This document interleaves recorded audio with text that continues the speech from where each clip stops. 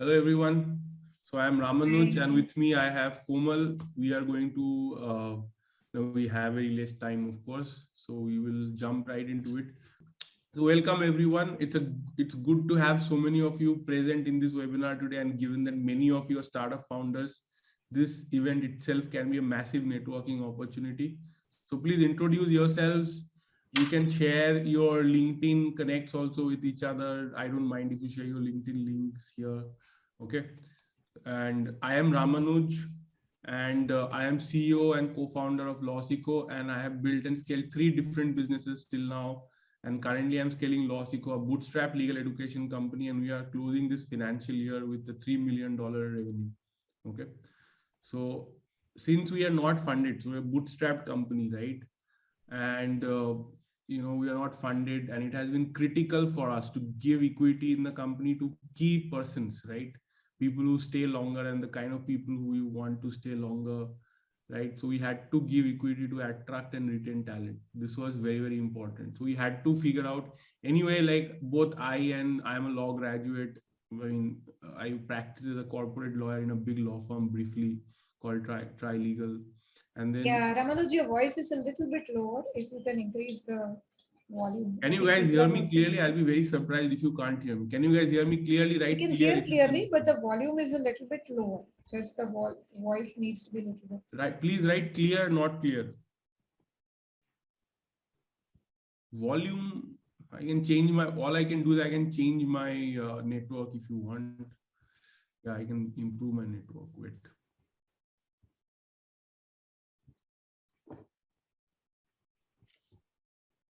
Okay, can you guys hear me now? Is it better? Yeah, that is better. That's better. Yeah, so I changed my Wi-Fi. This is a faster internet. So what happens is that, I work briefly as a corporate lawyer in a big law firm, and then Komal is with me, and she has been like headed legal and secretarial function in a lot of places. I'm going to introduce her shortly, right? So I'll tell you one thing that happened to us in LawSikho, right? For a long time, that it's not loud. What is the problem? I don't understand. Where is mic? You guys can't hear me clearly. What is the problem? Increase your volume. Like, I'm very shocked that you can't hear me. It's clear. It's clear to me now. Yeah, and I'm like literally screaming. You must be. I mean, the rest has to be your sound. Just please take care of that. Okay. So let's proceed. Okay. Yeah, this is MacBook. I am using a MacBook. Shouldn't be a problem. Okay. So those of you who are saying very low, kindly increase the volume. We will not entertain this discussion on volume anymore. So most people are able to hear me. So Naveed, you have to figure it out, my friend. Sorry, this is it. Okay. Okay, so get a headphone or something. So what happens is that, we had to give ESOPs, and we told people that we'll give ESOPs, but somehow it was never getting done, right? I think we spent 2 years doing tana nana, like we are going to do it, but somehow it was never getting done. And although even both I and Komal knew how to do it. So we know that this happens, and we saw that a lot of startups have the same problem. Do you have the same problem? That I'm going to shut down the chat for everyone because it's going a lot of disturbance at this moment, not adding much of value. So okay, so basically, you want to set up a ESOP, but it just doesn't happen, right? You said, okay, I'll do it. Maybe you even spoke to a law firm, maybe you spoke to a company secretary, right? And you told your employees that you're going to give them ESOPs, but somehow it takes ages and ages because there's some kind of inertia, right? So that happened to us. I don't know about you guys. Okay, so anybody facing the same thing yourself in your experience? Is there some setting that has been changed? Let me check. Audio settings. Someone has reduced the input volume like by a lot. It might be. This is fantastic. This is not better. Yeah, somebody in settings had reduced the audio settings, being extra smart. So okay, so we thought we could. So we thought this webinar will be relevant, right? So can I know from you before we move forward? This is my goal, that you should be able to kickstart your ESOP program tomorrow. or you have everything in place in next 1 week. That is my goal, right? So it's like anything that is not clear should be damn clear, and there should be no doubts about how to roll this out, right? And you are founders. I'm not, I'm not here to teach you the legalese, but anyway, there's not much legal stuff here. Honestly, I'll show you at the end whatever is there. We'll even give you a template for a ESOP plan and everything. But what happens is that you just need to know the process, and you need to know the exact steps, and then you'll be, and there are some concepts you need to understand. There are like 4 or 5 concepts you need to understand, then you can just get it done. Okay. And not only in India, if you have a company abroad. So for example, some of you may have a Delaware C Corp that you have incorporated, or in Singapore you have incorporated your company because you are raising foreign investment or whatever. So even in that case, we'll tell you how you can roll out your ESOP program. Okay. So does that make sense? Like, is this what you guys want to know? Like, or do you have some other expectation, right?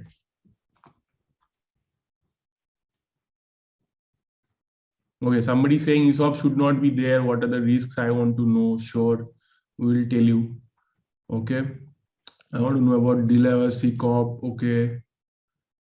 Some employees may not appreciate true value of ESOPs. Great question. Cost of implementation. Very good question. So these will all get answered today. Okay. It is there in the presentation. So let's move forward, guys.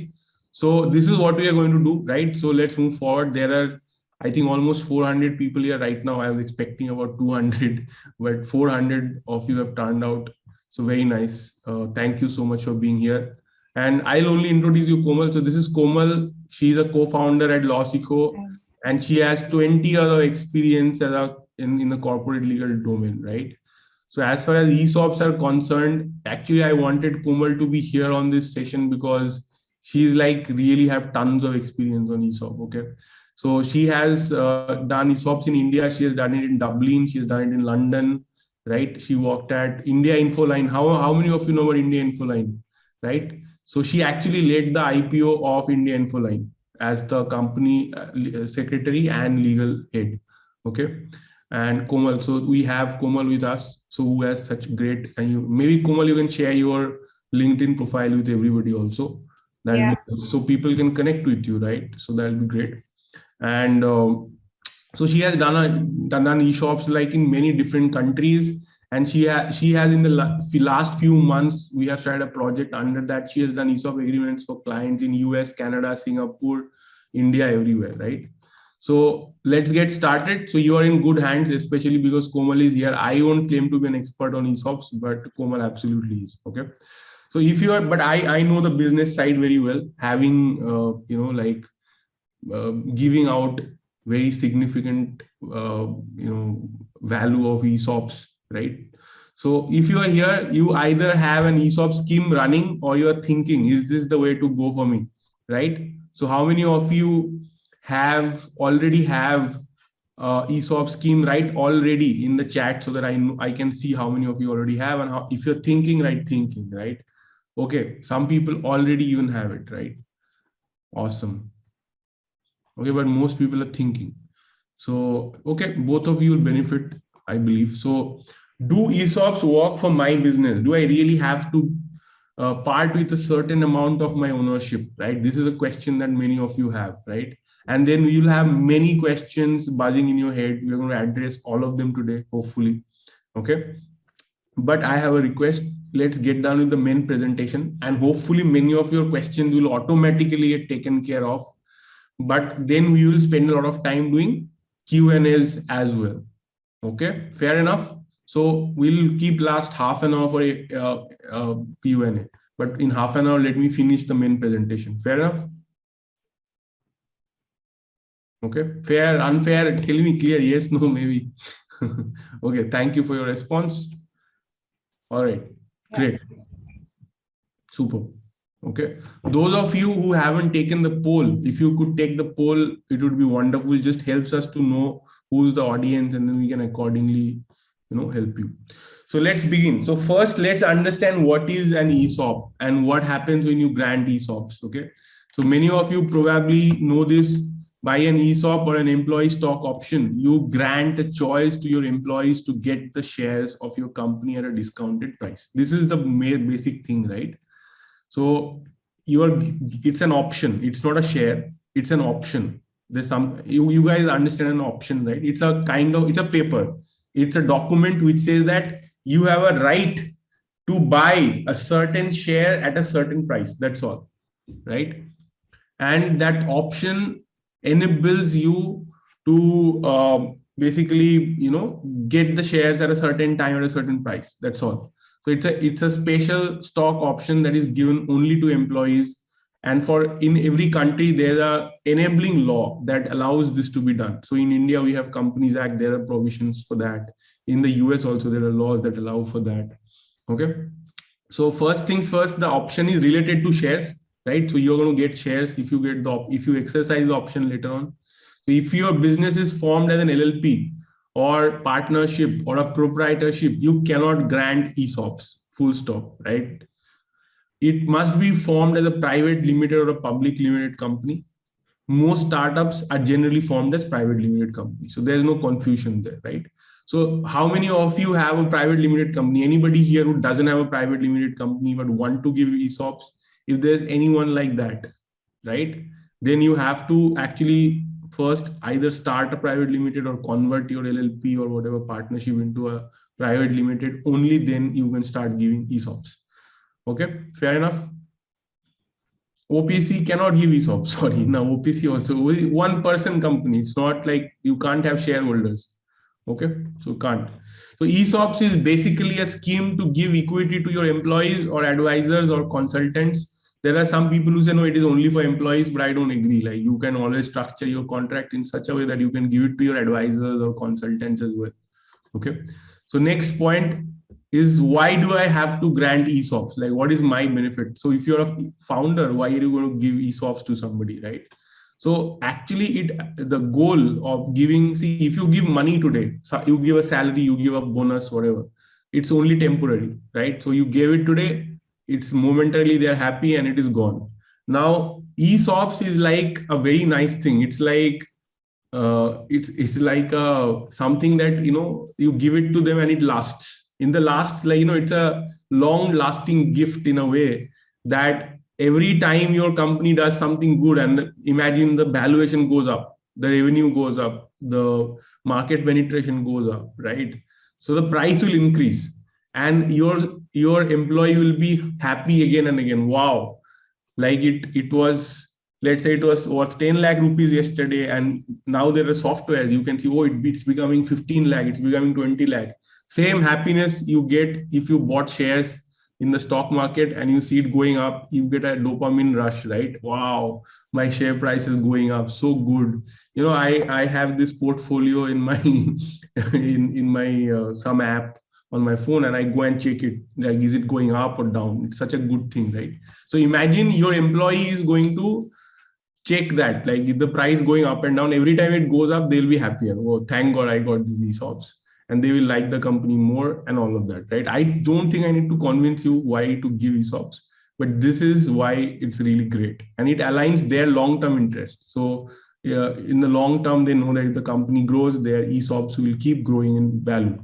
So they are very interested in that. So when your company does good and they see their share prices growing, they feel good. Very senior hires will insist on getting ESOP so that they have an upside. In my case, also, like, sometimes I've spoken to some senior people, their salaries are very high, but they also want ESOP because they're like, that is why I will join a startup and not like a very big established company, that there is an upside and I want to benefit from that upside. So if you are giving me, ESOPs worth, let's say 10 lakhs today, and it can become 1 crore, 2 crore, God knows, right? So same reason why people do investment. So senior employees, if you're trying to hire really, really good people at a CXO level, some of them will demand ESOP and they will not join you without ESOPs. Anybody had that experience that you tried to hire somebody really good and they were like, no, I don't want just money. I want money and I want ESOPs. Ever you had this kind of experience? Yeah. Okay. So Anjali Karmakar is saying, yes, I had. Okay. Ratnesh Jain, Shubham Bundia. So a lot of you had this experience. So this is why you want to give ESOPs, right? But why not to give ESOPs, right? Many of you said this. There must be some risks. Some people said won't give ESOPs. If the recipient will not value the ESOPs, although they don't say no, like if you tell people, okay, I will give you ESOP, are they going to say no? They are going to say yes.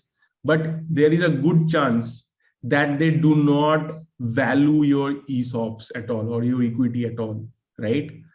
And you don't want to give it out to those people, because if they don't value, then why you want to waste your ESOPs, right? Save it till people will value it.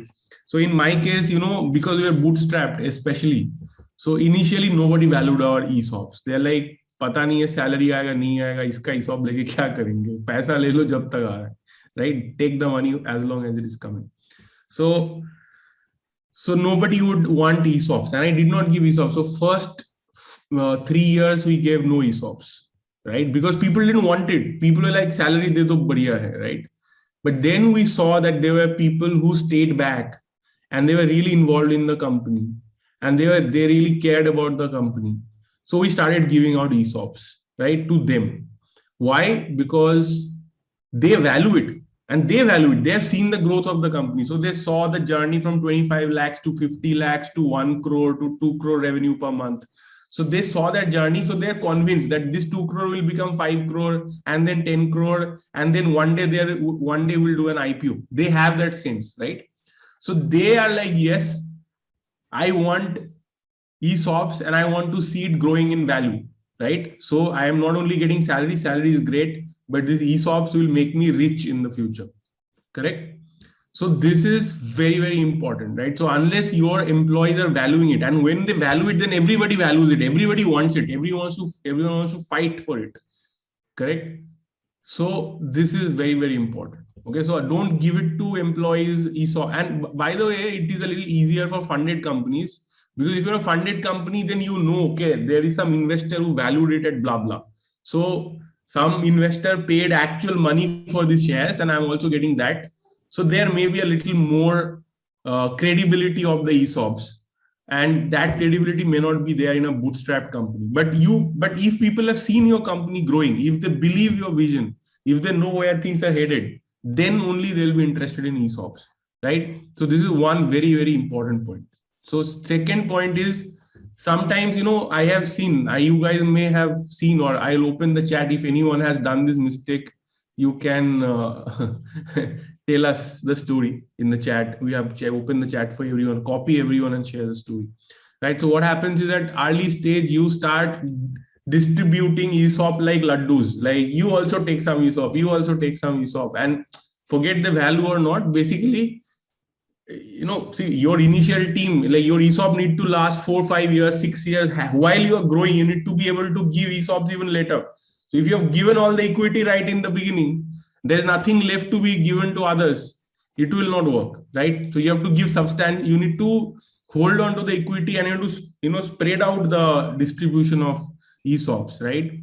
So what people do is they start giving out ESOP pool very fast, give it to the wrong people, give it too much early in the wrong manner, right? So then what happens is that later on, when they need to really need the ESOP pool, there is nothing left in the ESOP pool, okay? And you're not able to hire because of that. So this should never happen. Okay, guys. So you guys got this. This is clear what I'm talking about, or any questions here? So this is one common mistake. Is it clear? Can you guys write clear so that I understand, I was able to explain this clearly? Okay, great. Thanks.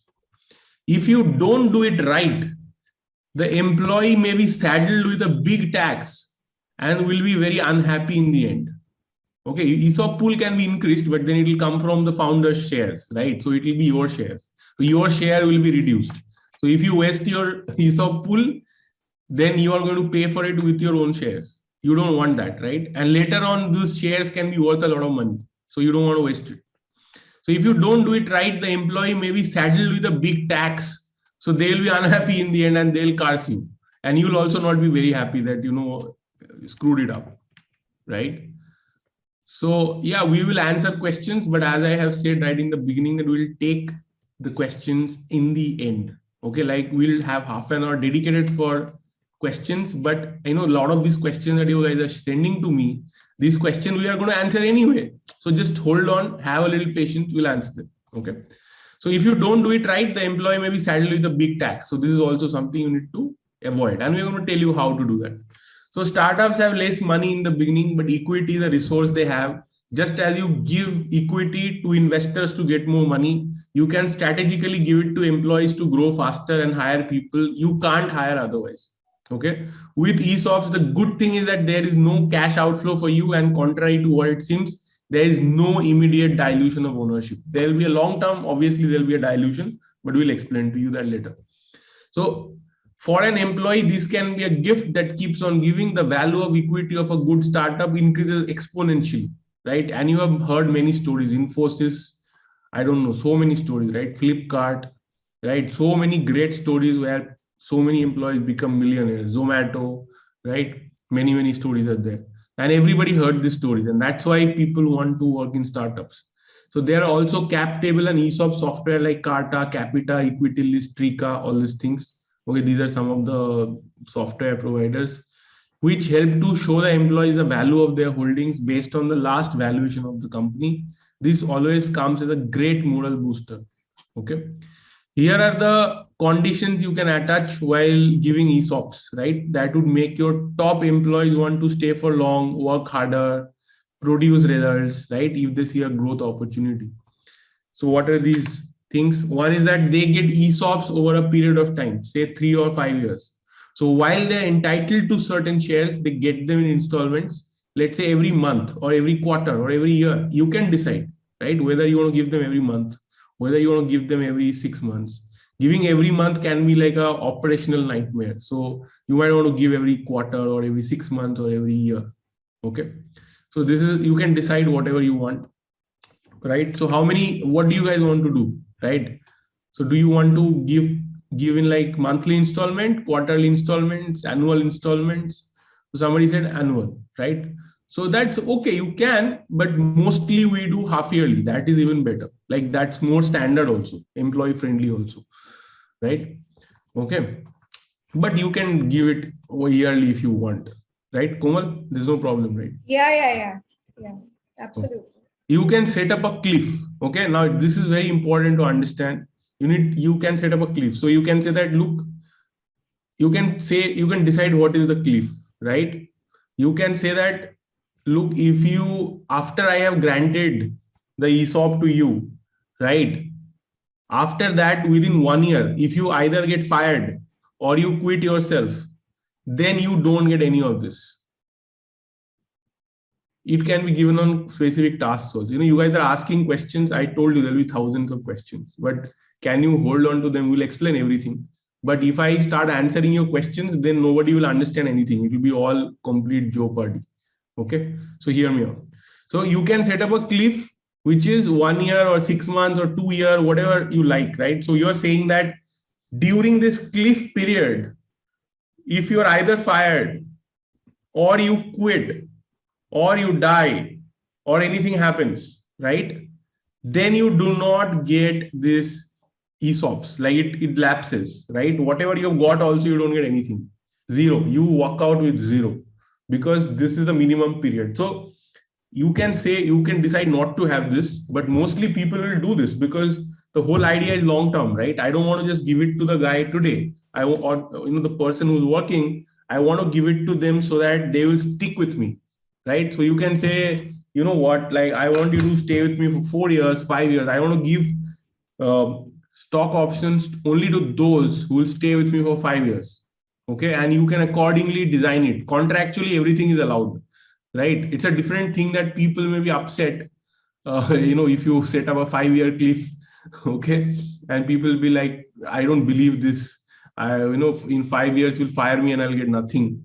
But that's why you can set up a 6 month or 1 year cliff if you want, or 2 year if you want, right? In LawSikho, we have a 1 year cliff, correct? So say somebody has a market salary of 5 lakh rupees, okay, and you can pay only 2 lakh rupees to that person, right? And you can't pay 3 lakhs more because you don't have it. So it is possible that they may agree to take the rest of the compensation in ESOP. So they can say, okay, pay me 2 lakhs. My market salary is 5 lakhs. So you pay me 2 lakhs in cash, but 3 lakhs worth of equity, that is 3 lakh worth of options you will give me. Okay, got it? Clear? Did that make sense?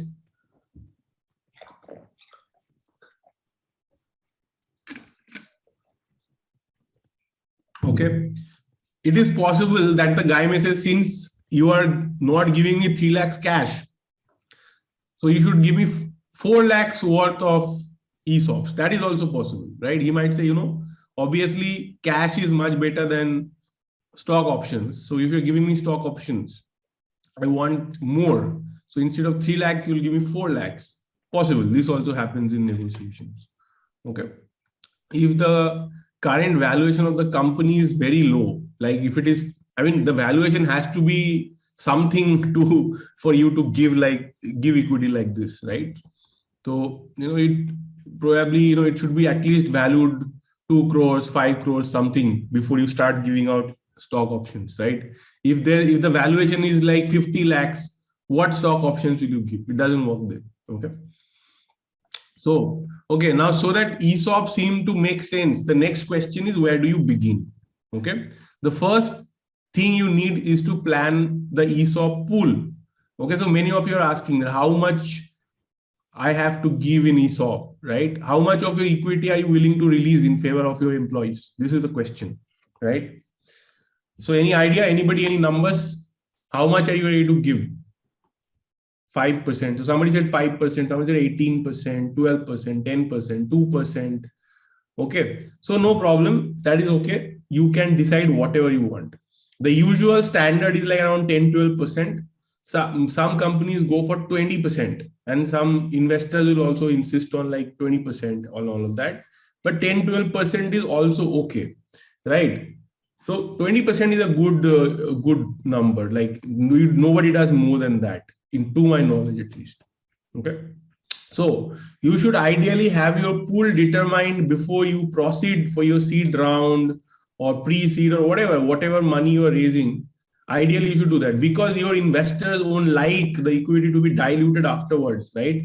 So they want the stock option pool to be created before they invest, right?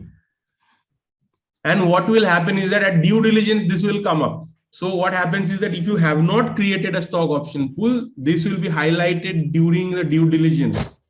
Okay, due diligence process. Before before money hits your account, there will be a due diligence. Okay, and they will make you create an ESOP pool, and at that time you will have a lot less freedom and time to decide how you want to go about it. Okay, because then the investors will dictate a lot of things. Okay, you should do like this, and that time you don't want to argue with them, or you don't want to be creative at that time, right? So if you want to be creative, it should be happening much before the funding round, right? So then you plan everything as per your preference, and then investor just looks, oh, you have a ESOP pool. How much percent? Okay, 12%. Okay, forget it. Okay. But if they get to decide, they will insist and say, no, you create a 20% ESOP pool. No, your condition should be like this. So as a founder, you have a lot less say at that time. It's a good idea that much before the funding round, get your ESOP pool in place. Okay. The next thing you need to do. So first you have your ESOP pool. So you decided somebody has 5%, somebody has 15%, all of that. So the next thing you need to create is an ESOP plan. Okay, so you have decided this is the percentage and all of that. Now you're going to create an ESOP plan. And this is the most important document in this whole process. Okay, you need a very solid ESOP plan, which is usually a 5-6 page document, maybe 10-page document, not more than that. So this will include your eligibility criteria. So all of the conditions, criteria, minimum criteria, everything you will be right. Vesting schedule, exercise price, exercise procedure, what will happen if the employee dies or is disabled or resigns or is kicked out of the company, whatever, everything will be explained in the ESOP plan. Okay. Now, some criteria you can think of. So for example, and criteria is up to you. You can be creative. You can come up with whatever criteria. I mean, not whatever, there are some limitations, legal limitations, but generally it is pretty wide open for all commercial business purposes. So some ideas. only those who work for at least 1 year with us will be eligible. This can be a criteria. Okay. Another sample criteria, only those salespeople who do sales of 1 lakh per day on an average will be eligible after 6 months of continuous performance. Right. So if you want to incentivize your sales team, this is how you can incentivize them. Okay. Now, if you, let's say, you want to incentivize your engineers, you can have a different clause for them. So you can say, we'll give some ESOP, or on a certain task is completed. You can say, I will give ESOP worth 1 lakh to each one in design team if you hit NPS 60 by July. This is an example of the kind of criteria that you can create. Does it make sense, guys? Are you getting what are the different types of criteria you can decide? So you can decide that, if you finish this particular app is completed and it's working or whatever, like set up those criteria and say, when this is done, then 10 lakh worth of ESOP will be distributed equally in your team or according to the pro rata of your salaries. I don't know, whatever, like there are many ways you can do this, right? So you can decide what you want and you can write it in your ESOP plan. Basically, you can be as creative as you want. Good idea to run those things through an expert. Okay. Although it is possible to make a DIY ESOP plan, right? We are going to give you a template also. So, DIY, do it yourself, right? So if you want to do it yourself, we'll give you an ESOP plan and we'll encourage you even that try at least the first version yourself. No harm, right? But, highly recommended that you at least get it checked by an expert so that you don't make mistakes. Okay. Okay, so I hope all of you have taken the poll. Yeah, 427. All of you have taken. I'm ending the poll. Okay, I'll share results with you. You guys can see also. So good idea to run these things to an expert. So now it's important to understand the concept of grant and vesting. This is very important, right? If you don't understand what is grant and what is vesting of ESOPs, you really don't understand ESOPs, right? And you will have to explain this to your employees also. So better you understand this clearly, correct?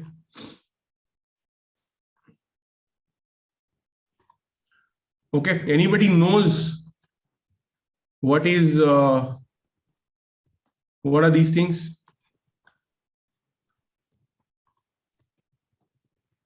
What is grant and vesting? Okay. Anyway, you can always Google, but I will explain to you, okay? So you don't really benefit from ESOPs unless those options are vested and exercised. So when you are just giving it to somebody, you're granting them ESOPs, right? So we said now that every month or every 6 months or every year, they are going to get something. What are they going to get? They were granting them ESOPs. But just because it is granted doesn't mean that it is vested. It doesn't mean they have got shares. They only get a right. They get a paper saying that you have a right. That 1 year from now, you can exercise this. Maybe 1 year later it will vest. Maybe 6 months later it will vest. Maybe 2 years later it will vest. And then you can exercise. Okay. So ESOPs are not equity shares. They are options to purchase shares and they need to be exercised when they vest. If you don't exercise and they just vest, still you don't get any benefit from it. Okay. Usually stock options which are unvested at the time when the employee leaves the company are made to lapse because if that person. So for example, let's say you and I have a deal, right? That you work for my company, and if you work with me, let's say I work for your company. It'll be easier to understand for you. Let's say I work for your company and you hired me and you said that, Ramanuj, I'm going to give you 10 lakh worth of ESOPs every year that you work with me. Okay. Now that is fine, but you also say that it will be vesting, like this will vest over 4 years, 25% each year. So that means in the first year before I finish first, and there's a first year cliff, right? So if I am leaving before first year is over, or I am got fired before first year, I get nothing, no ESOPs, nothing, everything lapses. Number one. Okay. Number two, I stayed for 1 year. Then how much do I get? How much has vested? Anybody can tell me? 25%. 25% of what? 25% of 10 lakhs, right? So I have been granted 10 lakh worth of shares out of which 25% has vested. So I will exercise that. So I get only 2.5 lakh worth of shares. But if I stay for the next 4 years, sorry, whatever, next 3 years, then I'll get all of the 10 lakhs. Okay. But if I get fired on the third year, I get 7.5, not 10. Right? If I stay all the 4 years, I get 10. So this is how it works. Okay. But if I leave on the third year and I have all these unvested stock options, it will lapse, right? It will go back to the pool and then the company can give it again to somebody else. So for options which are vested but not exercised, the company may allow a certain period of time. Okay, it will say, okay, within 1 year you have to exercise. And at the time of exercising, you have to buy at the whatever price is written on the option. You have to buy for that price. So you have to pay money also to the company. It's not like necessarily free, right? You pay that much money and buy it. It can be a very reduced price. It can be at face value. So let's say a share is worth 30,000 rupees. Okay, because your company's one share is valued 30,000 rupees. But you can say that the employee will get it for 100 rupees. Okay, or 300 rupees, whatever. It's a substantially reduced number usually, right? So usually a year within which the option, so then when the thing, it vests, the employee has to actually pay that 300 rupees per share and buy. Okay. Now there's a very good question, how to decide value of a bootstrapped company. Okay, you can see that similar companies like yours, have they got funding? What was the formula used? What is the valuation multiple? So usually it will be a multiple of your revenue. If you're a pre-revenue company, you have no revenue only, then it's a big problem. But you can do something that you can have some models through which you can predict that this will be the future value. This is the valuation. This will be the future income, and this is the valuation based on that. Okay. No, he doesn't have to pay. He doesn't have to pay 25% of 10 lakhs. So the share is worth 2.5 lakhs. So I will say, okay. So if the valuation of my company, let's say, imagine for just simple maths, my company has 1,000 shares. Okay. 1,000 shares in my company. Usually there will be more, but let's assume that there are 1,000 shares. Every share, now the company's valuation is $1 million. Okay. So what is the value of each share? There are 1,000 shares, right? What is the value of each share?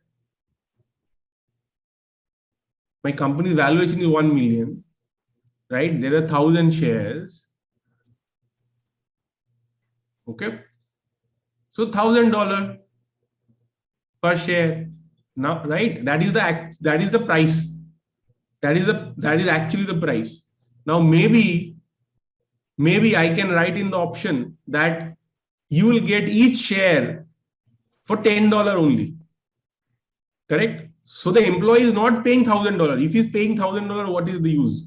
Right? So employee might pay only $10 for this, or $1. I don't know. Like whatever you can decide on the price on the option, like in the Esop plan, you will write that down, that they will be getting this share not for 1,000 rupees, but they will get it for 10 rupees each or $10 each, right? Whatever you decide. Correct? You will keep it a low number so that employees will like it. It's not calculated. It is like, it's just random. As far as I know, it is not, it's pretty random. You can decide that, okay, what do you think the employees will like accordingly? Okay. Now, some evil employers may even make the options lapse sooner or through some clever contractual mechanism. This also happens. I can create such a complicated process to exercise that poor employee cannot even find how to exercise it, and his options lapse. Of course, no one should do this. I'm just saying that there are people who also do this. So if you are the one getting ESOPs, you should be careful that there is a clear mechanism for implementation of how to exercise the ESOP. There is also a question as to how to decide what is the amount of stock options you should grant to the employees. Generally, this can be based on the difference between their market salaries for that position and the current salary which is being offered. Okay. So if you know that to hire me, you have to pay me 5 lakhs per month, but you can only pay me 1 lakh per month. So you should probably give me 5-6 lakh rupees worth of ESOPs. This should be done. Okay. Else it is simply based on how much incentive you want to give. Okay. So you can decide that, every year I'm going to give 1 lakh worth of incentives to you. So imagine for a moment that, let me put my phone on airplane mode. People are calling and bugging me. Okay, sorry guys. Where is it? Okay. So if you decide that, every year I'm going to give 1 lakh or 2 lakh or 5 lakh worth of incentives, so you can distribute accordingly, right? So it is up to you. Okay. So typical vesting periods are 4 years with 1 year cliff. A cliff means no shares will vest in that period. Okay. And next, you need your board and shareholders to approve this ESOP plan. Okay. Not you have to approve the ESOP plan, right? Your board and shareholders both have to approve. This is required because when the ESOPs are exercised, it is going to dilute the holding of the existing shareholders. If you are bootstrapped, this is pretty easy. But if you have investors, you will need to follow whatever affirmative voting or information covenants. Like there will be some rules that how you can do this. So you have to do all of that. Okay. It may be there in your shareholders agreement. It can be there in your articles of association. It can or it may be agreed by the board and shareholders. Whatever it is, you have to follow that for making all these resolutions, right? There is a filing to the MCA which is triggered once the resolution to grant ESOPs is approved. And don't worry, I'm going to tell you all the steps once more. I will recap it so that all of you can remember. After this, you can simply issue grant letters. So what happens? You get it approved by your board, you get it approved by your shareholders. Then you obviously have these resolutions, and the resolution with shareholders that you come up with, that resolution is submitted to Ministry of Corporate Affairs, right? In India, in the US, it may be SEC. In Singapore, it may be somebody else. There will be some authority to whom you will submit this and report this, that we have created this ESOP plan. Okay. After this, you can simply issue grant letters to different employees as per your choice, informing them about the option granted to them. This can just be an email, but important that you have a standard text vetted by your lawyer when you're giving this grant, this grant, right? The grant letter needs to be in a legal language. It needs to lay down all the conditions, be very clear in your communication. Otherwise, someday you might get sued over this. Okay. So they won't get any shares at all for a period of 1 year from when they are granted the shares, like granted the options, because company law requires this. After 1 year, they can exercise, which is they can buy a certain percentage of shares if they so choose. Okay. It's not a free purchase. However, you can give it at a substantially lower price, very, very low price. Okay. So I recall discussing with one founder, his shares were valued in 10,000 per share. Okay, so let's assume it was 30,000 rupees. So let's say per share it was 30,000 rupees. Now he gives one share to an employee, it's worth 30,000, and to the employee, and it seems like just I am paying 30,000 rupees, like I'm getting just one share, and I'm paying maybe 30,000 is the price, maybe he's paying only 3,000 or 300. I don't know what was the price. Psychologically, it just feels that I'm getting one share as an ESOP. What is this? Like, it doesn't make any sense. It feels, but that one share has so much of value, right? Correct. The point is that your employee may not be very happy that I'm getting only one share. It may feel like, I should get more shares. Why just one? It's a psychological effect, right? So he had to subdivide his shares so that one share of rupees 10 become 10 shares of rupees 1. So instead of giving one share, now he was giving 10 shares, and people are happier that, wow, I got 10 shares in the company, right? It just sounds better when you say I got 10 shares in the company rather than one share. I got 1,000 shares in the company, and you can denominate those shares at any price, right? So, what happens? You can simply issue grant letters to the employees, and inform them about the option granted to them. This can just be an email, but important that you have a standard text vetted by your lawyer when you're giving this grant, letter, So you can reduce the price and all of that. But that you need to sit down with your either company secretary and lawyer and figure this out. Then, okay, anyway, whatever. So these kind of issues can crop up sometimes, which you have to resolve strategically. Okay. Now, once they get the shares after the cliff, that's where founders have a lot of questions. Okay. So they'll be like, how are the shares actually given? And employees are going to ask you these questions. How are the shares actually? How do I get it? Will I get a share certificate in my hand? Okay. What if you will be worried that what if your employees sell your company's shares to other competitors, creating rights in their favor, right? Can they get together and outvote you, right? Any other questions? Many other questions you guys have, right? So Pratik Agarwal is saying, can ESOPs be issued to overseas employees working remotely? For example, Spain. Yes, why not? It can be granted, no problem. Okay. We are going to show you also internationally how to do this very soon. The answer is simply that you get to decide everything. Okay. Will they be able to outvote you? Will they be able to sell the share to somebody else in the market? You can contractually decide all of those things. That is why you need to have your grant letter, etc., in the right shape, so that there should be some agreement and all of that, so that things are taken care of, right? You can either, and your stock option plan has to also mention all these conditions. You can either transfer some part of your holdings to the employee, or you can simply create new shares and they will subscribe to those. Ideally, there are shares in the Eso pool which are earmarked for such allocation. Founders can hold them until the point when they're allocated. Okay. Your employees cannot sell your shares to competitors if you so provide in the plan, right? You have to write in the plan that no, you cannot sell this to competitors, and then they cannot do it. Further transfer of shares of private limited companies is restricted by law. Okay, so that is also one benefit, but now there are changes in the New Companies Act. If you reject it as being against the interest of the company, it won't proceed. Okay. Basically, employees would not be able to sell shares without your permission if you take care of all the loose ends. They can't outvote you because maybe you have created 10%, 12%, 20%. So hopefully you have more shares with you, so they cannot outvote you. Okay. Now the interesting part: how does it turn out in terms of tax, right? So when they exercise the shares, exercise the option, the difference between the fair market value and exercise price is treated as a perquisite or a fringe benefit, or no, this is basically a capital gains. Okay. And you can even benefit from long-term capital gains tax. Okay. You guys know about long-term capital. This is the short-term, it will be short-term or long-term capital gains. Okay. When they sell the shares exercised through an ESOP, the difference between the fair market value at the time of exercise and the sale price received is taxed as capital gains. In the hands of the company, the discount on the issue of stock options can be claimed as a deductible expense.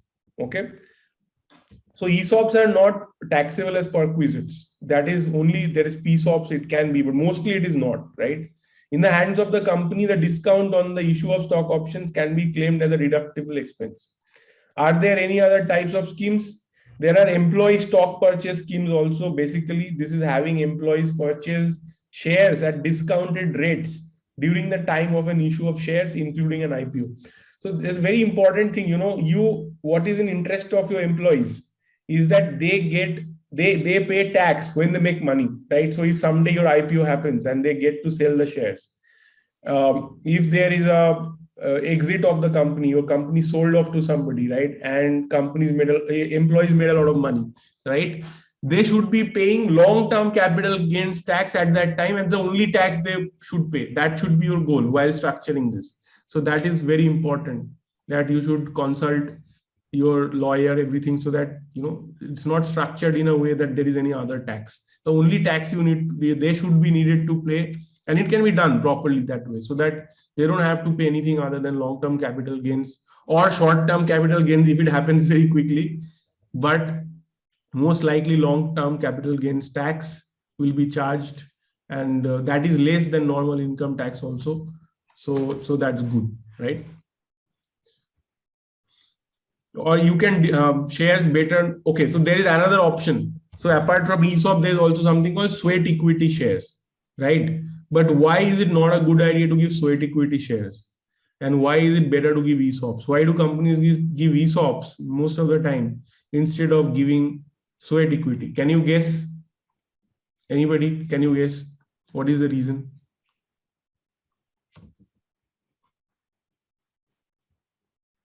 Hello?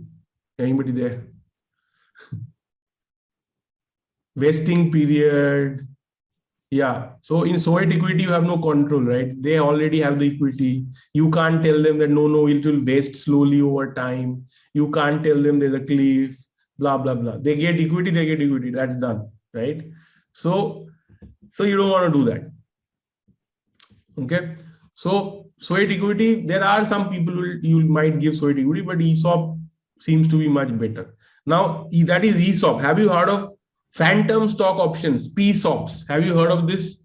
This is a fancy thing, phantom stock options.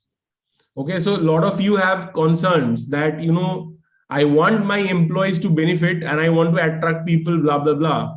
But I don't want them to have voting rights.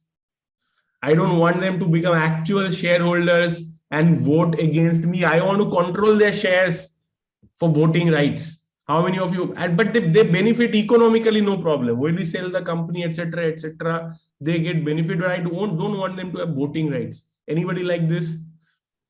Okay. The solution for that is PSOPs. Only downside of PSOPs is that employee doesn't get long-term capital. I mean, they will not get long-term capital gains. It will just be capital gains.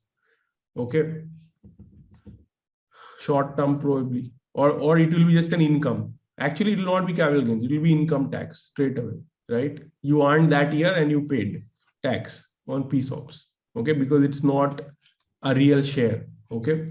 So these are phantom stock options. This is done when you do not want to hand over actual shares or any rights that a shareholder gets in terms of decision making, but give them economic benefit only as if they had the shares. So this is a contractual arrangement. So phantom stock options are a way out for people who don't want to really give equity to any employee, but want to give them the benefit of capital appreciation, right? So company grew, you made money. So your only claim is economic. There's no management right that you get. If that is what your goal, and there's something called SAR, stock appreciation rights in US. So in US, they call it stock appreciation rights. Ever heard of this?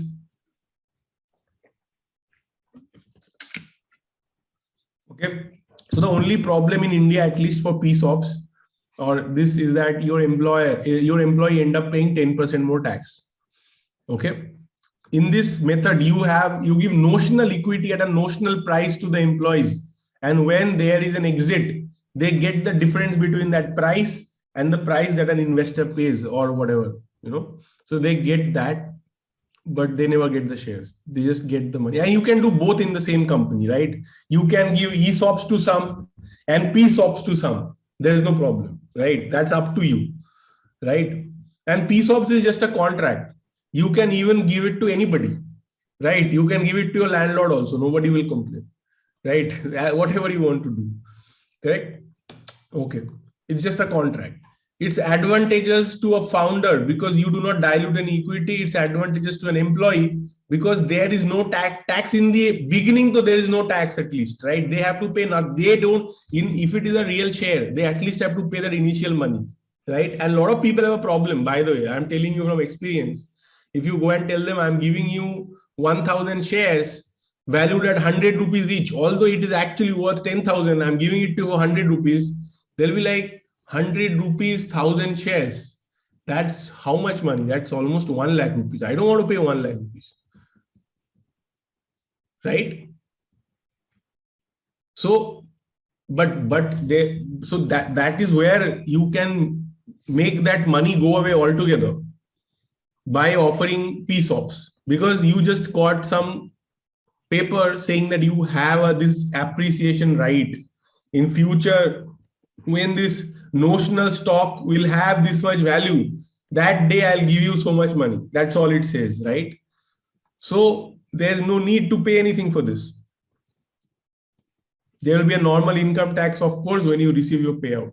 Some of you might have US entities, or people are now looking to issue ESOPs from the US entities, because that's what works as a retention tool for developers. Like maybe you're hiring people across the world, maybe even your Indian developers or Indian employees might prefer to have ESOPs in US, because then they can save a lot more tax actually, right? The tax can be even lower in the US, or if it is in Dubai, it can be even more, even very, very less, right? Where there is no capital gains only in Dubai, right? So if your entity is in Dubai, many, like for example, everybody in Web3, everybody in crypto world from India, they are all setting up their company in Dubai. Now they also want to give ESOPs and they don't need to give ESOPs, but if they can also give ESOPs, right? So anybody here who's not from India, who has an entity outside India, for example, we have an entity in the US, Skill Arbitrage Inc., right? It's a Delaware C Corp. How many of you have similar things?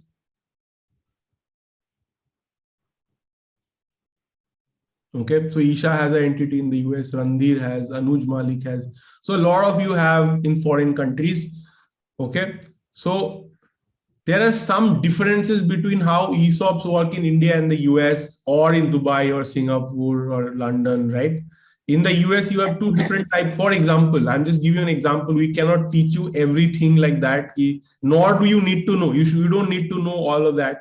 But still, in the US, you have two different types of stock options. There are ISO, which is incentive stock options, and NSOs, non-qualified stock options. Okay, based on the type of people to whom these can be granted, the tax implications, and the limit on the number of options that can be granted. Okay, you mandatorily need to get a valuation done, known something as a 409A valuation. Of course, the issue of options need to be authorized by the board and shareholders of a corporation. But the common procedure seen in the US is that you have a stock option plan and you also have a stock option agreement. Okay, and you can do that in India also. You can back up your stock option. You should do it. That you should have a stock option agreement also.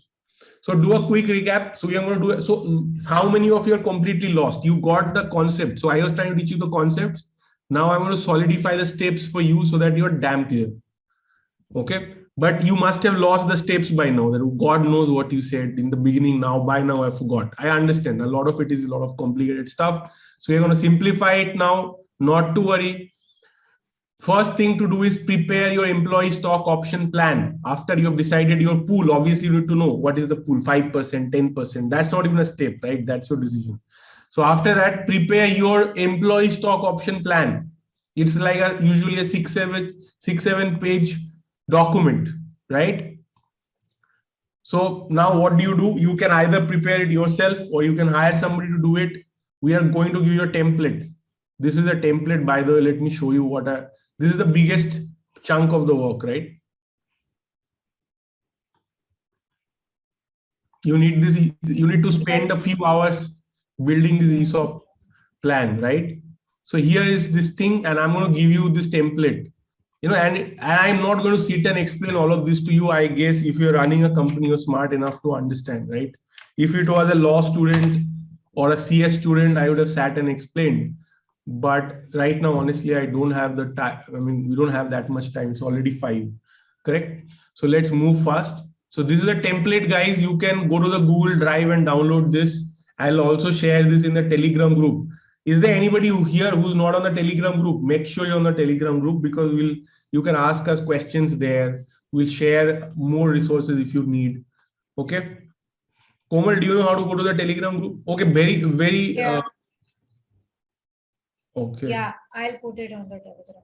I'll just share here. Wait, I got the link. Okay, here it is. And if the link doesn't work, that means you don't have the app downloaded on your device. Then all you need to do is you go to Telegram app, right? Go to the search box, the global search, and put Startup Founders LawSikho, and you'll find it. Okay, and join it so that you continue to get more such resources free of cost from us. We have no problem in sharing that. So here's a template. You saw the template now already. and then definitely get it. Like once you have prepared your first version, right? Made all the changes, everything. Definitely get it vetted by a lawyer, as you can miss crucial details, which you may not be able to appreciate, right? So that is where you get it vetted. Founders who do it themselves sometimes insert invalid conditions, which is why, or they forgot to cover some bases, which is why getting expert help in this stage is a good idea. However, it is a good idea to take a stab at creating a version 1 on your own, as it forces you to think through your plan. Who are you going to give it to? What will be the criteria? What will be the condition? That a lawyer cannot tell you, that a CS cannot tell you, that no external expert can tell you, that only you can decide, right? So you have to figure that out. You obviously, people can give you some pointers, but you need to figure it out. Okay. So this was the first step, getting the ESOP plan in place. ESOP plan, PSOP plan, whatever, right? The plan, get it written and ready. Second, get the plan approved by your board. There has to be a resolution passed to this effect. Okay. So what is the second step? Your board of directors have to approve of this resolution plan. So clear, guys. Step 1 and step 2 clear. Then I'll tell you step 3. If you say it is clear, I'll tell you next.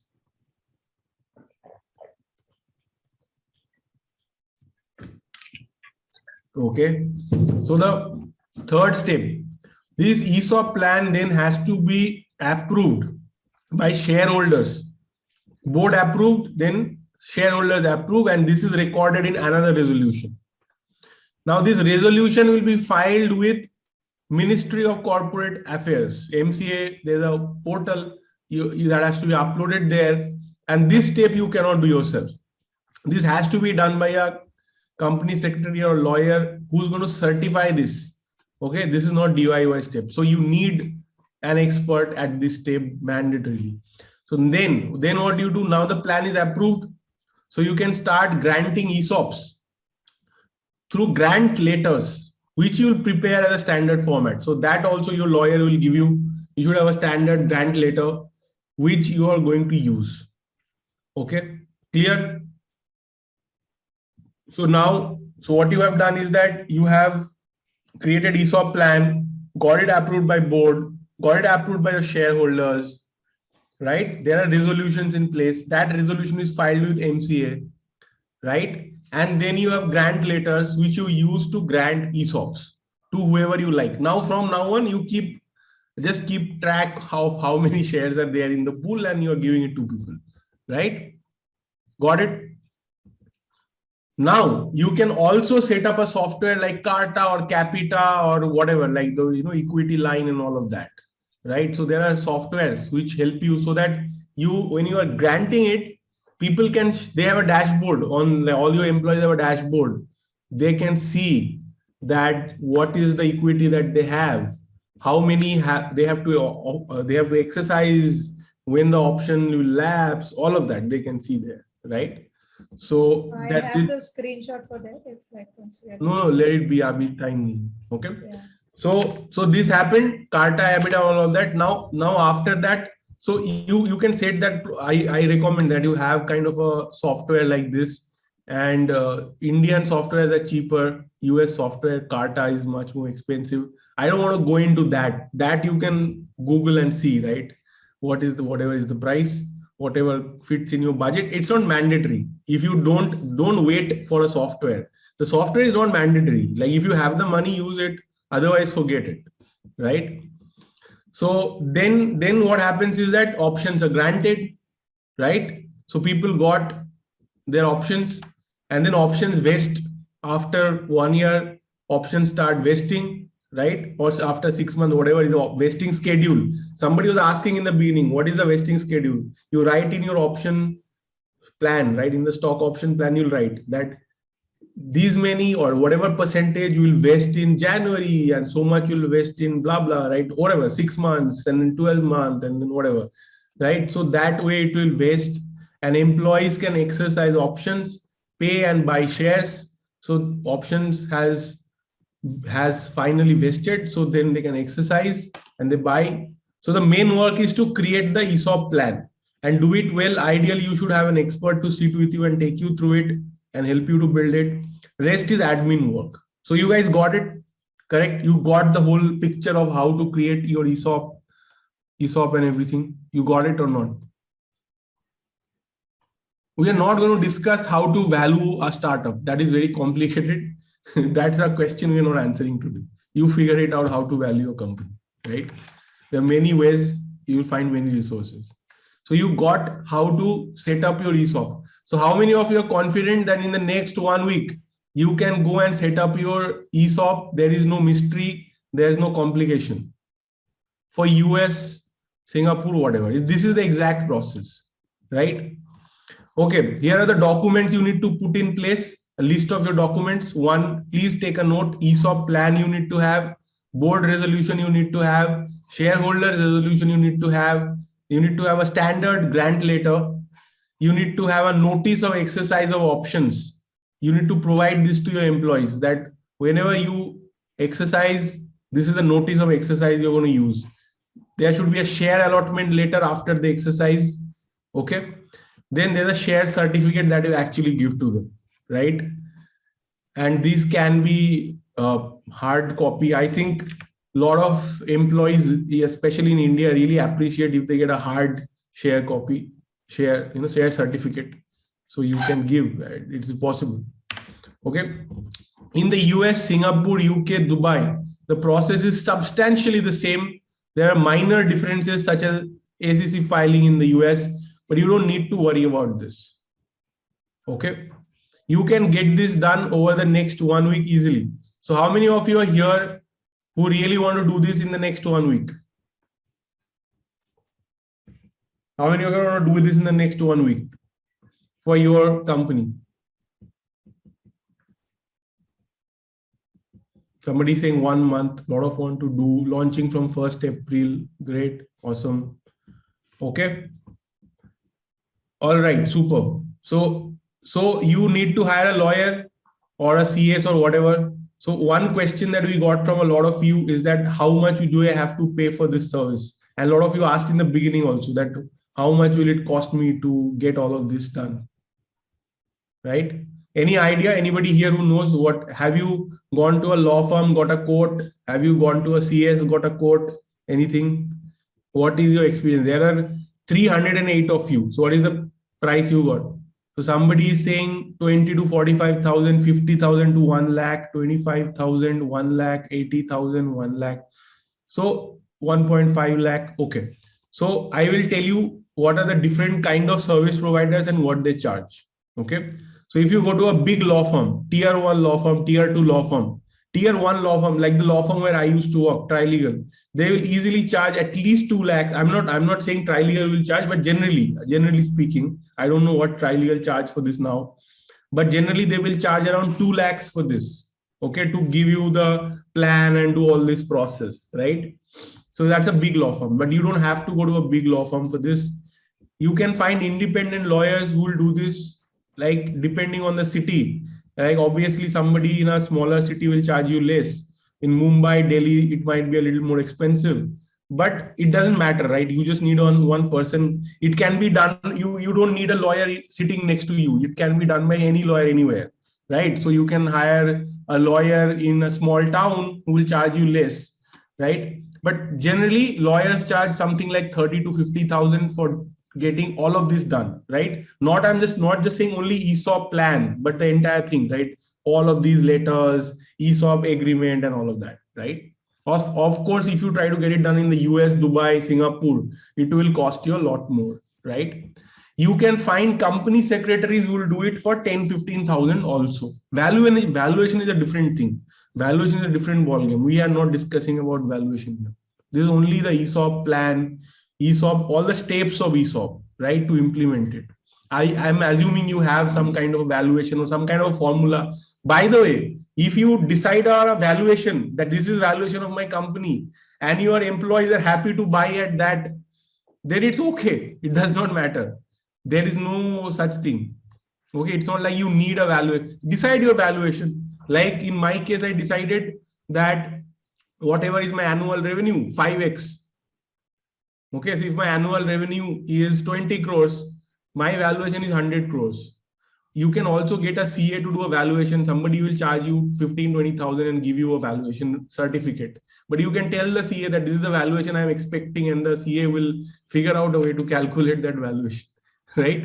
And if you are a funded company, then your valuation is clear, right? So that whatever the investors are valuing you, correct? Okay, so you can find company secretaries also who will charge 10,000-15,000. I hope there's no company secretary here who will tell me that, oh my God, you are ruining our market by saying 10,000-15,000, we charge more. But it is possible to find 10,000-15,000 rupees, some young company secretary who will do it. But the problem with them is that they don't have the experience to guide you on certain things, especially when it comes to US, UK, London, Dubai, Singapore, all of that, they might not know.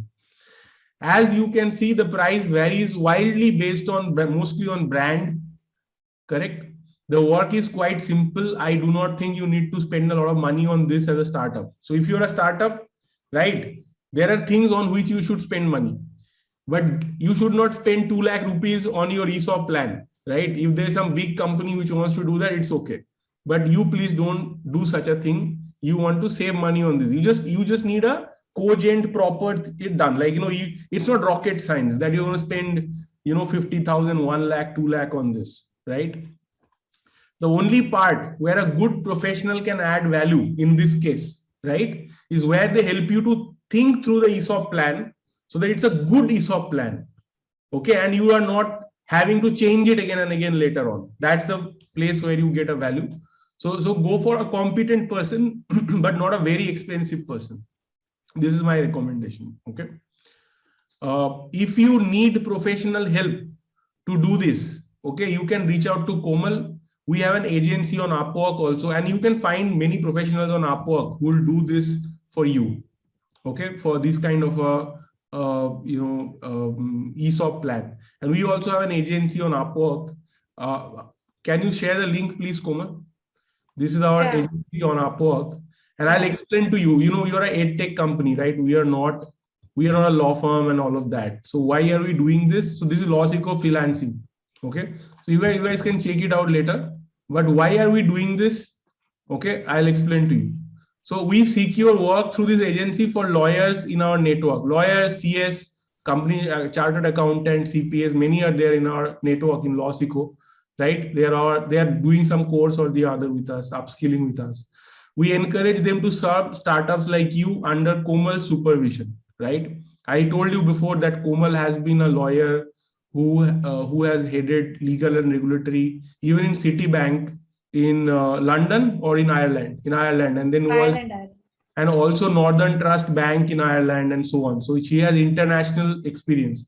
And Komal supervises and ensures that the work is done properly. So you don't have to worry that some greenhorn person will screw it up, because Komal will personally check the work and make sure it is done properly. Okay. And you can benefit from her expertise.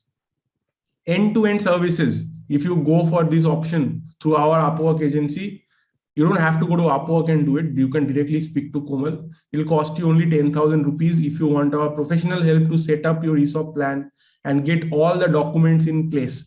And imagine you can do it in the next 1 week, right? We can charge so less because we are not trying to make money from this service, right? All the money will go to the actual people who will work. So we won't keep any of it, maybe beyond whatever tax or whatever, so that we don't have to pay tax from our pocket. Our goal is to give work, experience, and exposure to our learners. Filing fees, government charges, etc., out of pocket, minimal cost will be additional. Maybe, some 500, 1,500, some whatever MCA charges, stamp duty, if there's anything like that, that is out of pocket cost, you pay. Okay, on top of the 10,000 rupees, that is not included in that. Now here is Komal's Calendly link. If you have further queries about how you can get this process completed and you want professional help on this, don't unnecessarily book, only if you want this professional help. Okay, please book. I am sharing it with you, her Calendly link. You can go ahead and book it here right away. Right. So this is what the Calendly link looks like. Select a date. There are not a lot of dates available. Okay, you have so in March and April there are only few dates available. You just go there and select the time and book whichever slot you want. Okay, and you can select a slot and confirm, and then you have to put in your email ID, name, and definitely provide your phone number. If you don't give your phone number, then we'll not be able to contact you. So I don't know why you didn't add phone number requirement here, Komal, but definitely add phone number. So people, if you are serious, put your phone number so that we can reach you. Okay. Okay, so now let's open up the floor for questions. Anybody has any questions after this, you can ask, right? And those of you who want this help from Komal, please go and fill it up, right? Fill up the Calendly link and she will set things up for you. Okay, so we are open for questions, guys. Yeah, I think quite a few people at the beginning had questions on Bunch of how questions many. I can see in Q&A, so I can start taking from there. You can write down if you want. Okay, there are questions. Komal, you can take them in the chat if you want. So many people had the questions on the percentage of stock options that a company should grant, or how Komal, many you stock need to options. answer. Just read through mails. Like check Punita Khattar's message, right? Can you reply to that? Scroll up and check Punita Khattar's message. Reply to that. There are many other people who are asking questions. Only you can reply. I'm going to take the questions from Q&A. Okay. Okay. There's a question. How can we de-risk ourselves after releasing ESOP to save core employees?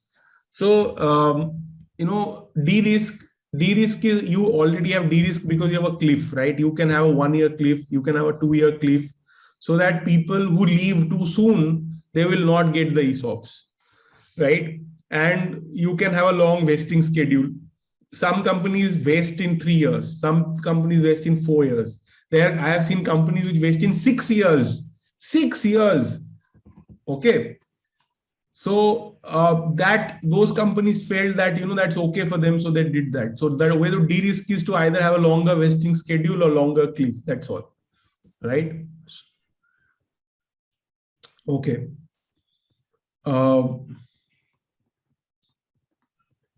What is the question? I can't see any questions that is open. I think I answered quite a few even in the Q&A. You have already answered, so that's great. Yeah. Can we give same employees ESOPs and some employees ESOP and other PSOP? Yes, by the way, you can do that. What is the typical period allowed to exercise the vested shares? What is the industry standard for the same? Like I said, very good companies do it for 3 years, who want to make it extremely employee friendly. People who want to do it a little, 4 years is pretty much standard. Some people do 5 years, 6 years because they want to make it really hard to get all of the shares, right? But that will not be considered employee friendly if you do 6 years vesting. Some people are asking for my LinkedIn profile. I'll share that just once again. Yeah, sure. Share your link. In the beginning also you shared, right?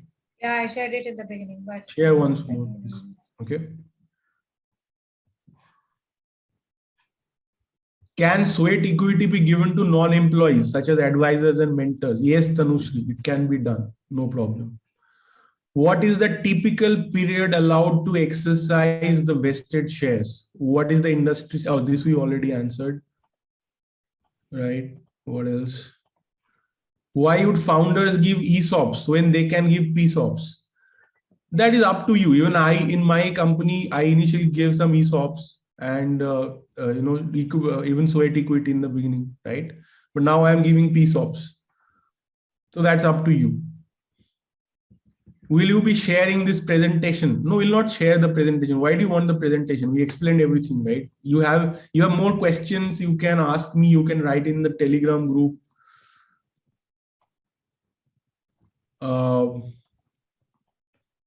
How is restricted stock units different from ESOP and PSOPs? So that's a good question, but it will take me like 10 minutes to explain. You want to try, Komal? Yeah, it's simply restricted stock is you give the shares upfront, but the rights to the stock are restricted. As in, you don't get dividend, you cannot transfer the shares. Okay. So the simple thing is your capital is very clear. You have given the shares. It looks very clear on your accounts, but you don't give the rights to the shares. The rights vest as per a vesting schedule. Okay, so it's like ESOPs. You give the shares, but the vesting is spread over a period. There, the employee doesn't have a choice. Okay, the question was, Kunal, was what is the difference between restricted stock units? So it's that, like, you give the shares right away. The employee doesn't have a choice whether to exercise or not to exercise. In an options, there is a choice to the employee whether they want to exercise or they don't want to exercise. In Yeah, a I think stock that is unit, that's enough explanation. yeah. You got it right. So someone is asking practical cases where PSOPs are issued in India as well as US. I mean, okay, LawSikho is one example. We have issued PSOPs, and there are many other companies which do it. But I don't. These people don't declare in the public that I am giving PSOPs, right, or ESOPs or whatever. Most of the companies where you actually hear ESOPs, they might be giving PSOPs. Okay, that happens a lot.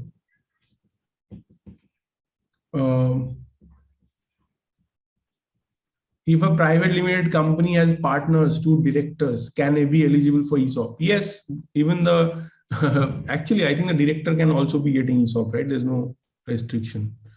In some countries, there may be restrictions. Restrictions if you're holding 10% or more shares, but if you're registered as a startup, even that is accepted. Okay.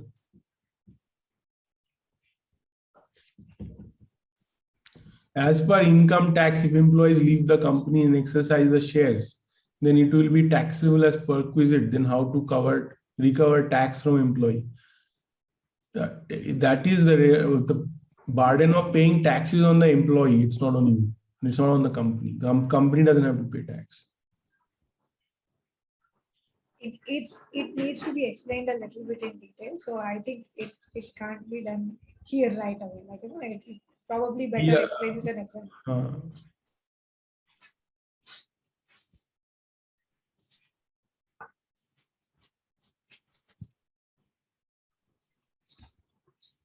My co-founder is not working actively. My co-founder is not working actively. How can ESOP help? If your co-founder is not helping, nothing will help. Kick him out. ESOP will not help him. Ask him to leave.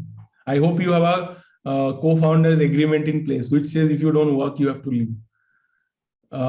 Can we put a condition that company will be first right to buy back shares? See, they cannot sell. You're going to put a condition that you cannot sell without our permission. That means if you say that we want to buy it, then anyway, they can't sell it anyway without your permission, right? So if you offer to buy, they'll have to sell it to you. Okay, great. I think we have answered a lot of questions. It's almost 5:30. Okay, so just a quick query. How many of you are planning to set up a call with Komal and go ahead with that 10,000 rupees plan to get your things rolled out in the next 10 days? Mitesh Patel, 1. Ganesh, Anshuman already done. Okay. Okay, a lot of you want. So already set up the call. Okay. 10,000 is not for the consultation. 10,000 is to get the entire thing done. Right? We are not charging money. Komal is not charging any money. It will be given to the lawyer who will do it or a CS who will do it. And Komal will supervise and talk to you and make sure it gets done. I explained also what is the program, right? We are trying to help lawyers to get work. We're not trying to make money from this, but we want to give work to them. That is the idea, and get them experience, build up their profiles and so on. Okay. Okay, Komal, you can share your LinkedIn again. There's a big demand for this thing. I'm going to open the chat for everyone. Okay, please don't share your LinkedIn profiles. Okay, you guys can connect with me also. I think Komal's daughter is already asking for her attention. Okay, we can all say hi to her. Okay, so I will share my Twitter, guys. If you have questions, I'm active on Twitter. You can always send me a DM on Twitter, and I'll try to my best to answer as many questions as I can. Feel free to connect with me on Twitter. And definitely add us on LinkedIn. Also add Komal on LinkedIn. Feel free to send us messages directly, and we would love to hear from you and know how we can help you, right? And not only ESOPs, even if you have other stuff that we can help you with, feel free to reach out. Okay. All right. So anything else, Komal, that you want to say before we wrap up? It's all 5:28. I'm hoping we can wrap Yeah, up I in the think next we 2 minutes. Guys, you have like multiple avenues. You have Calendly, you have LinkedIn, Yeah. you can. LinkedIn, Twitter, Calendly. So you have enough uh, avenues to reach out to us. Anything we can answer? Any questions? Last 1 or 2 questions we can take maybe. When can the employee sell his or her shares? That's a good question. That's an actually important question, right? Yeah. So most of the time it happens in an exit event, right? So like a founder, you cannot share, say if you get an investor, you will be restricted. You can't just sell your shares anytime you want, right? So either the company does a buyback of shares, or there is an IPO, or investors buy it, or like there's an acquisition of the company and everybody sells their shares. So that is when you make money, an exit event. What is happening in the world? There is a process for buyback. There's a process for buyback. There's a legal process for buyback. There are company law provisions for buyback. It's a very tightly regulated legal process. You just can't do it whenever you want. You need to take legal advice if you want to do buyback. Okay. Okay. What time does liability to deduct TDS arise on perquisite income arising from ESOP exercise? There is no money. You are not. There's no TDS. You're not giving any money to anybody, right? So there's no TDS. Can we create Eso Pool for one particular shareholder? Can we create ESOP pool from one particular? Why don't you give him the shares and make a vesting schedule even for the shares, right? Yeah. Instead of the ESOPs. Why do you need a pool? Just give him shares and make it vest under a contract. I think Komal's daughter is attacking her. Okay, I think we have crossed our time, so she is getting upset. So, okay, everyone, thank you very much. Take care. Bye bye. Please get in touch with Komal and get in touch with me also on Twitter. Thank you very much. I am Ramanuj and Ramanuj Mukherjee from LawSikho. Komal is also here. Thank you very much, guys. Take care. Bye bye.